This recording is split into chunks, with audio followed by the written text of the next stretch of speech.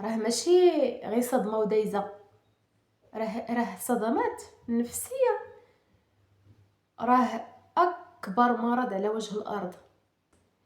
فين ما كتشوفيه هكا في المرايه كتشوفيه وكتفكري كلشي اللي فات، غتمحيه ما غتمحيش، غتنسايهش ما غتنسايه.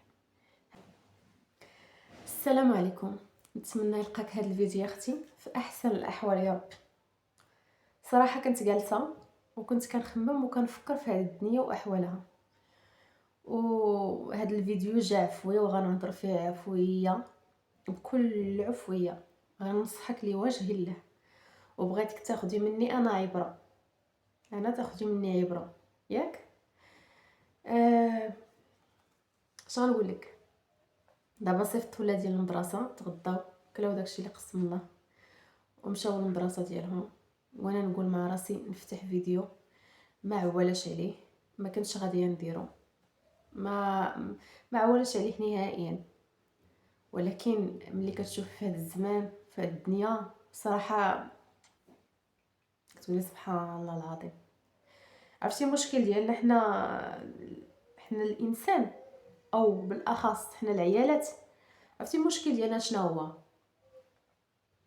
المشكل ديالنا اختي هو كنتعلقوا بزاف، كتعلقي ببنادم، كتعلقي بانسانك بحالو، وفي الاخر كتصدمي، كتجيك صدمه قويه كتخليك طايحه. خصوصا دوك العيالات اللي كيديروا النيه ديالهم ونيتهم الى اقصى الحدود، يعني هذا الانسان هذا ما غيضرنيش، هذا الانسان هذا ما يمكنش يضرني، ما يمكنش شوفي واخا يكون راجلك داير لك هكا داير لك ويقول لك انت اللي كاينه وما كاينه ما حسن، واخا يدير لك كاميره فوق هذه الارض، ديما خفضي سقف التوقعات ديالك ياك. عمرك ما تقولي ما ديري ثقه كامله ولا فهمتي؟ النيه ضروري نديرو النيه، ولكن الثقه ما تثقيش في اي. شوف يكون اللي بغا يكون امك اللي ولداتك. ديما انا كنهضر على انسان عامه، ماشي ما تثقيش، ما تثقيش ديك الثقه الزايده، وما توكليش على بنادم ديك وتقولي صافي راه ما يخلينيش، راه كيوقعوا شي حوايج، كنوصلوا في هذه الحياه لشي حوايج كتصدمي. شتي من الصدمه كتصدمي من اقرب واعز الناس الى قلبك اللي عمرك قلتي شي نهار غيجرحوك ولا غيخونوك ولا غيغدروك ولا غيكذبوا عليك ولا غيسمحوا فيك، وكيجي واحد النهار وكتصدمي، كتبقاي غير واقفه كتشوفي ما يمكنش. وهذيك الصدمات اللي كتجينا في حياتنا راه ماشي غير صدمه ودايزه، راه صدمات نفسيه، راه اكبر مرض على وجه الارض اللي كتكون معاك وكتاثر فيك. انت داز الحاجه دازت، ولكن باقي داكشي عندك هنا لداخل، باقي عندك هنا لداخل، ما قادراش تنسيه باقي، وكيجبد لك امراض اخرين في صحتك، حيت النفسيه هي كلشي، وحيت النفسيه هي كلشي ديها اختي في صحتك النفسيه اولا، وصحتك الجسديه حتى هي ديها في صحتك.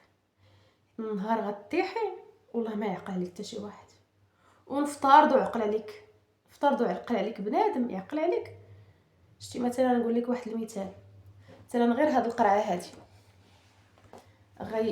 يجي يحط لك هاد القرعه المره الاولى انت ما قاداش تهزيها، وهزها لك وحطها لك حداك، خوات لك مشى عمرها لك ولا جاب لك وحده جديده حطها لك حداك المره الثانيه، المره الثالثه خوات لك ولا سالات مشى جاب لك وحده اخرى حطها لك، يحطها لك وهو كيتدمر.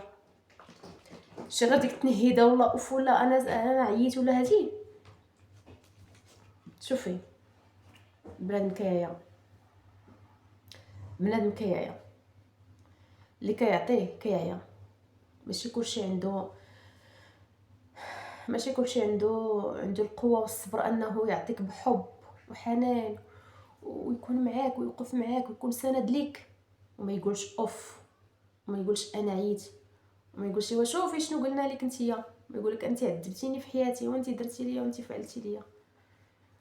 ابدا ما تيقيش. شتي ولدك وبنتك اللي ولدتيها من كرشك، ماشي ما تيقيش فيها، ماشي ما تحبيهاش، ماشي ما تعطيهاش الحب ديالك، ماشي ما تهتميش بها، ماشي تخافي منها، لا. ولكن ديما توقعي ان بنادم يقدر في واحد اللحظه انه يجي يجرحك بكلمه، انه يجي توقفي عليه وما تلقايش، انه يغدرك ولا يخونك، باش حتى الا وقعات ما تعيشيش داك الصدمه اللي غادي تدي بك الجنون. كاين اللي دات به الجنون. كاين راه الصدمات راه كنشوفوا في الزنقه، كنشوفوا بزاف الناس مساكن متشردين مجانين. شكون اللي وصلهم هكاك؟ راه النص ديالهم وصلهم السحور، ولكن النص ديالهم راه وصلهم غير بحال هكا الصدمات. الصدمات اللي وصلوهم لداك الشيء حتى فقدوا العقل ديالهم ولاو كيمشيو في الشارع متشردين، ما عندهم العقل. كاين اللي كيمشي بلا حوايج، كاين فهمتي. هادوك الناس راه في واحد الوقت كانوا بعقلهم، كانوا بصحتهم، كانوا خدامين، كانوا كيمشيو وكيجيو، كانوا بعقلهم كيعرفوا شنو كيديروا. يعني ماشي هكاك والدين ولدتهم هم من كرشها وهي هكاك دايرين، لا. غير الزمان والوقت وبنادم اللي وصلهم لديك الحاله والله. فنصيحه من اختك نقولها لك انا، نصيحه من اختك اللي حتى هي عشت صدمات بزاف وعشتي ابتلاءات وعشت بزاف الحوايج، ومنهم هذه نيت عايشه في ابتلاء دابا، والحمد لله على الابتلاء، الحمد لله على كلشي جات من عند الله سبحانه وتعالى. وانا واحد الدعاء، حيت يا ما وقعوا لي صدمات وقعوا لي بزاف الحوايج في حياتي، وليت ديما كنكرر واحد الدعاء، كنقول يا سيدي يا ربي، يا سيدي يا ربي. شوف اكثر الدعوات اللي كندعيهم انايا هو يا ربي ما توصلني على حتى شي واحد، يا ربي ما توصلني على حتى شي واحد، يا ربي ما نوصل على حتى شي واحد من غيرك انت بوحدك، يا ربي ما توصلني على حتى شي واحد، ويا ربي غنيني غنى حلالا لا فقر بعده ابدا. حيت فعلا طحت في الشده وطحت في الازمات وطحت في الابتلاءات.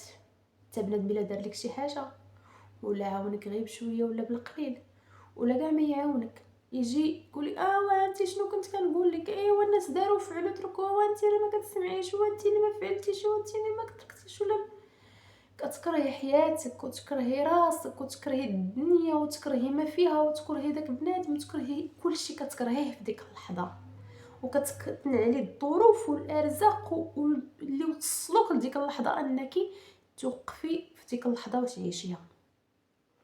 فالنصيحه اللي غادي نعطيك اليوم اختي، بحالي بحالك، انت امراه وانا امراه، ياك عافاك اختي. اول حاجه الا بقى لك شويه ديال الصحه ديها فيها، كوني انانيه، صحتك هي الاولى، النفسيه والجسديه. اي حاجه غادي تأزمك في صحتك بعدي عليها، بعدي عليها، حيت النهار غطيحي ما غتلقاي حتى شي واحد.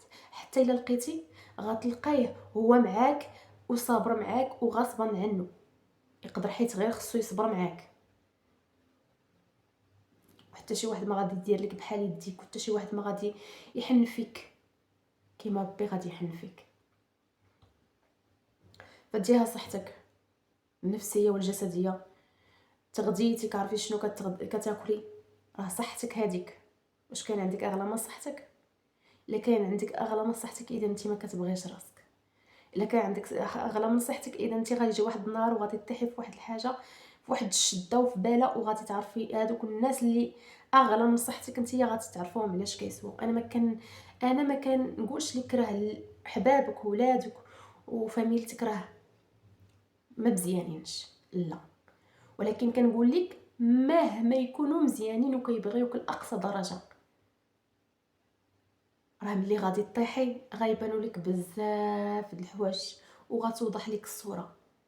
وخصوصا الانسان ملي كيطيح في الجده، سواء كانت هاد الشده شده ماليه ولا كانت صحيه ولا كانت نفسيه، راه اي كلمه واي فعل كيجي من انسان اخر يكون جارح راه كيجرحه بزاف وما كينساهش. انت ما كتنسيش اللي كيوقف معاك فوق الشده، وما كتنسيش اللي كيزيد عليك فوق الشده. هاد الجوج ما كتنسيهمش. هذاك ديما كتبقاي ممتنه ليه الى يوم الاخره، الى يوم الدين. وهذاك كتقولي كتفقدي فيه الثقه، كتصدمي. وملي كتصدمي راه كما قلت لك كتعيشي امراض نفسيه. ما تقوليش انا الصدمه ومشات، الصدمه ما كتمشيش. فين ما شفتي داك بنادم، فين ما هضرتي معاه، فين كتكوني انت وياه في الاول القلب صافي والعافيه طيحي عليه في العافيه، ويقولوا لك قطعي قلبك وعطيه ليه، تقطعيه وتعطيه ليه، حيت عينيك لا فرق، بحال انت وياه واحد، لا فرق بينكم. ما يمكنش يجي بنادم يقول لك علاش، ما يمكنش، هذاك ما يقدرش يدير هكاك، ما يقدرش يقول هكاك، ما يقدرش يفعل هكاك. ولكن ملي كتصدمي وكتشوفي بعينيك وتسمعي بودنك وكتصدمي، كتبقى ديما هنا، ديما هنا. بحال شي جرح كيجرحك شي واحد مثلا بالموس ولا بهذا، كيطيح الدم، كينزل الدم، كتمشي تقاديها زعما تخيطيها، كتبرا، ها هي برات صافي، جات ديري ليها هكا هكا راه صافي ما بقاش كضرك. ولكن داك الجرح ديما، ولكن داك الجرح كما قلت لكم ديما مطراسي. فين ما كتشوفيه هكا في المرايه كتشوفيه، كتفكري كلشي اللي فات، غتمحيه ما غتمحيش، غتنسايهش ما غتنسايه. هكاك الانسان ملي كيجرحك، ملي كديري فيه الثقه الكامله وكتعطيه الحب وتعطيه الحنان وتعطيه كل الدنيا وما فيها حياتك عطيتيها ليه، وكيجرحك وكيصدمك صدمه العمر، ما كتنسايش. فين ما يهضر معاك ديما كتفكريها. حتى العلاقه والقلب كيتغير من جهته، ما كيبقاش كيما الاول، فهمتي؟ فالصدمات راه صعاب بزاف، صدمات نفسيين صعاب بزاف. لذلك حافظي على صحتك وحافظي على راسك ونفسيتك، وعمرك ما تثقي 100%. ديما الثقه تكون الوسط، ديما الحذر يكون الوسط، ديما توقعي، ديما توقعي. هذيك اختي، حبيبتي، اختي، خويا، يه راجلي، بنتي، ولدي، امي، با. ولكن ديما توقعي، حيت هادو كيبغيو غير كيبقاو انسان بحالك بحالو، كيبقى انسان. توقعي منه اي حاجه، اي حاجه توقعي منه. عرفتي اختي اللي شكون اللي ما كيتبدلش؟ هو الله سبحانه وتعالى، ربي بوحدو اللي ما كيتبدلش. ربي اللي غادي يبغيك الا بغاك وحن عليك ما غاديش يتبدل عليك. تكون انت درتي ما عرفتش شحال درتي من الذنوب، وترجعي تسجدي وتبكي باكيه وتطلبي من الله السماح وتقولي هانا لك ربي سمح لي، ويحن فيك ويحضنك ويحنفك. في الحين كتكوني مثلا كتعطي للشخص حياتك كامله، عاطيه اللي ما عرفتش شنو، سنين حياتك وكلشي، ويجي منك غير غلط واحد كيضرب لك كلشي في الزيرو، كيقول لك انت كاع ما مزياناش، انت ما مزياناش، انت خايبه. ديها في صحتك. ونصيحه للعيالات، عافاكم اللي عندها شي بنت، تهلاي فيها، تهلاي في بنتك اختي، وخليها تقرا. شتي هي ما تكونش باغا القرايه، زيريها باش تقرا. نقولوا صافي زيرتيها لاقصى الحدود ما كاينش، دخليها لشي تكوين، دخليها تعلم شي صنعه، وعلميها دير شي حاجه لراسها. وديما ملي تتكون كبيره وعندها ولادها يعني تزوجات، ديما دير حق بدوار الزمان، ديما تعرف بلي انا غيجي عليها واحد اللحظه راه حتى شي واحد ما يعقل عليها، راه حتى شي واحد ما يعقل عليها الا عطاها ربي واحد الراجل يكون صالح وكيخاف الله، ومازال غادي يعطيها وكلشي، ويقول ضروري من الهضره ضروري منها. غير وكان بعدا ملي كتلقى الانسانه بزوج صالح راه كومي ماشي بحال، ولكن راه قليل ماشي كلشي بزاف. تعلميها ان اخوك راه ما غيعقلش عليك، اختك راه ما غاتعرفش تعقل عليك. ديما عولي على راسك وعلى الله سبحانه وتعالى، ما تعوليش على شي واحد اخر. ما بغيتش لكم حتى شي وحده، ما بغيتش لها يجي واحد النهار وتكون في حاله حرجه، وتكون ما قادره دير والو، وما تلقاش السند، كلشي عايش حياته، كلشي عايش حياته، كلشي حتى. المهم هاد النصيحه ليك اختي، نتمنى تاخديها بعين الاعتبار وتفهمي المعنى، تفهمي المغزى ديالها، لانه عولي على راسك، حتى شويه تحت منك، وهذا حاولي تسديه شويه، ما يعرف عليك حتى شي واحد شي حاجه. ماشي انت اللي عندك تبقاي عندي ولا درت ولا غندير ولا غنفعل. النهار غطيحي ما غتلقايش، ما تلقاي، غتلقاي جوج حوايج من بعد الله سبحانه وتعالى. غتلقاي جوج حوايج، صحتك وجيبك. من غير هاد الشيء والله اختي لا لقيتي، والله اختي لا لقيتي. الانسان صبرو محدود، ما يقدرش يصبر معاك حتى. كاين اللي صبرو قليل، ماشي كلشي صبرو طويل. نتمنى تفهمي المغزى ديال هاد الهضره اللي كنقول لك، ومن اختك اللي تبغي لك الخير وما تبغي لكش. انا هادشي عشتو كنعيشو حاليا، وما بغيتش اختي لك هادشي، ما بغيتو حتى شي مرا، خصوصا شي مرا اللي يكون عندها مسكينه بوحدها وما عندها حد من غير الله سبحانه وتعالى. انا راه ماشي ما تقاتلتش، انا راه تقاتلت والله اختي. لا تقاتلت وداكشي اللي داز عليا ما داز على حتى شي واحد، والله العظيم. تقاتلت ودازت عليا تماره ديال بصح، داز عليا العذاب المبين، داز عليا الصير والخدامي في الليل وكلشي والناس ناعسين وانا خدامه في الكابلاج وفي اللوزينات، داز عليا المرض في الميناجات، داز عليا ما عرفت شنو داز عليا. ولكن انا المشكل ديالي شنو هو؟ المشكل ديالي انايا هو انني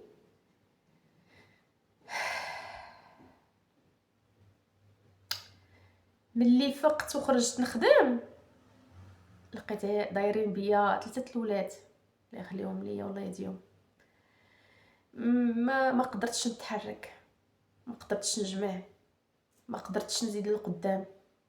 بقيت مقاتله وكندور غير في ديك الدوامه، كندور فيها باش غنوكل دوك الولاد ونلبسهم للمدرسه، وهذا خصو الكتاب وهذا خصو الصنداله وهذا خصو. عرفتي علاش انايا ما وصلتش؟ عرفتي علاش اختك فشلات حيت كلشي عليها.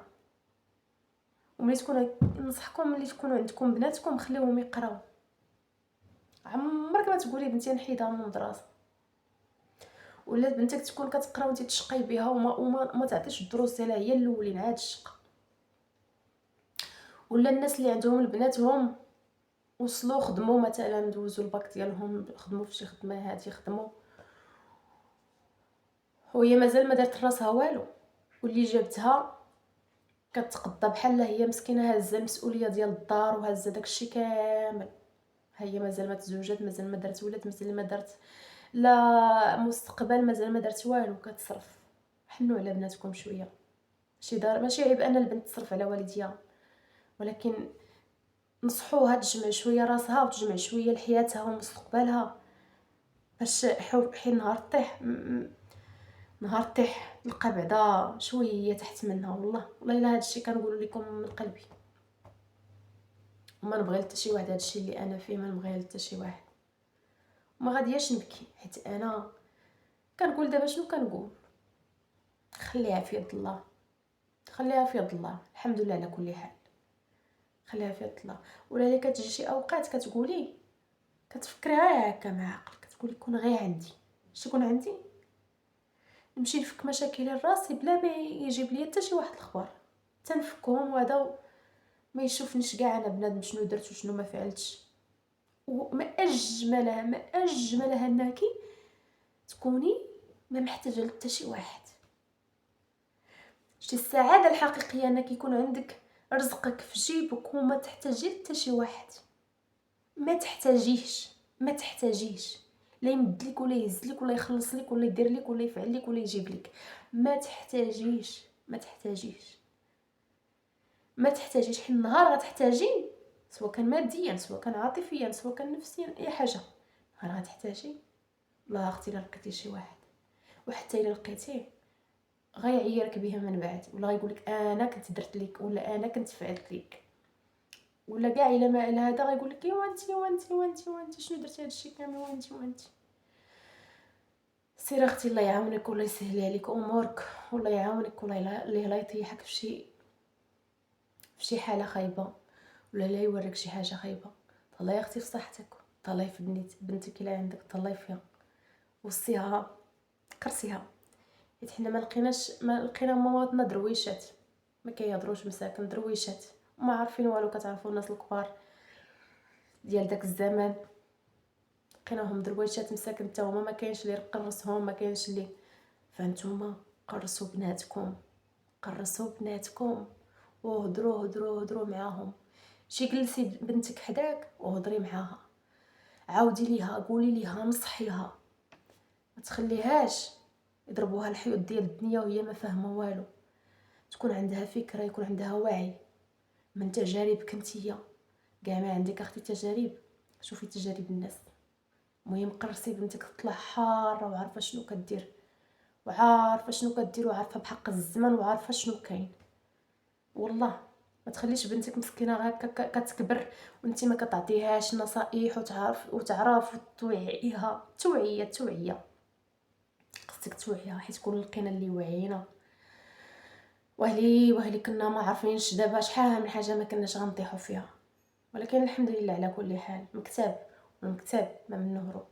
نخليك اختي بسلامه عليك والله يعاونك ودعي معايا بالشفاء العاجل ودعي معايا بالرزق ودعي معايا بالتيسير ودعي معايا ربي يخليه ولادي وربي اللي لا يحوجك اختي لتا شي واحد ليه لا يحوجك لتا شي واحد ليه لا يحوجك لتا شي واحد ليه لا تحتاجي لتا شي واحد. ربي يغنيك غنى لا تخافين بعده فقرا، وربي يغنيك في صحتك الجسديه وصحتك النفسيه ويغنيك في رزقك ومالك.